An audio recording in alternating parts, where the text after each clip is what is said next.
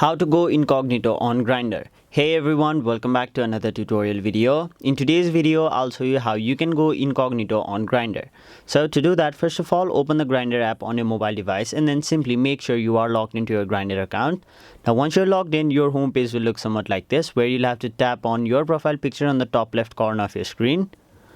After that, you will be taken to this page where you can see the option incognito. Simply tap on it and there it'll say to buy a monthly premium or monthly subscription in order to go incognito. So there is no way on how you can go incognito on Grindr for free. You'll have to pay a monthly subscription. So that was the only way on how you can go incognito on Grindr. Hope this video cleared your confusion. That was it for this video. Hope this video was helpful to you guys, and if it was, make sure you like this video and subscribe to our channel so that you don't miss out on further videos such as these.